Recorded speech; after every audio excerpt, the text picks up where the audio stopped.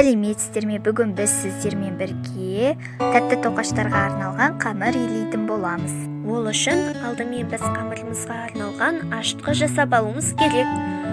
Ашытқымызды жасау үшін алдымен өте жылы, яғни дене температурасына кішкене ғана ыстық суға 1,5-2 қасықтай қантымызды езіп аламыз. Оны араластырып тұрып, бір шым тұз қоссамыз.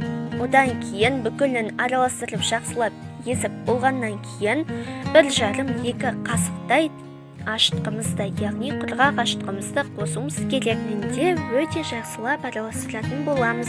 Және де тағы да бір айта кететін жайт, біздің осы ашытқымызға қосылған су, яғни 1 стақан суымыз жып-жылы болу керек. Әйтпесе бұл құрғақ ашытқымыз істемей қалуы мүмкін. Және де 10-15 минутқа бетін жауып қоямыз. 10-15 минут өткеннен кейін бізде осындай бетті көпіршік болу керек.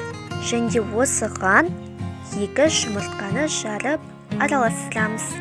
Одан кейін біз 1 қасық майонез бен 50-100 мл сұйық май қосамыз. Қосып болғаннан кейін барынша араластырамыз. Одан кейін бірден ұнымызды қосып, қасықпен араластыруымыз керек. Ал ұнды біз жағдайға байланысты қосамыз. Ал біздің жағдайда 600-700 грамм кетті. Қамырымызды араластырудың ең басты шарты ол қасықпен араластыру. Осының арқасында біздің қамырымыз жұмсақ әрі нәзік бұлттай болады. Осындай жағдайға дейін қасықпен араластырамыз. Одан кейін қалған 200 немесе өзіміздің дәмімізге талғамымызға қарай қант қосып жақсылап араластырамыз. Және де аз-аздан ұнымызды қосып, басында қасықпен, одан кейін іске қолды қосамыз. Ұнымызды дәл осындай қамыр шыққанша қосып отырамыз. Және де соңында бізде осындай қамыр шығу керек. Енді бұл қамырымызды біз қалтамызға салып, тастай тіпті мұз салынған суымызға 20 минутқа салып қоямыз. Бізде қамырымыз осылай ашитын болады. Біздің қамырымыз 20 минутта осылай ашуы керек.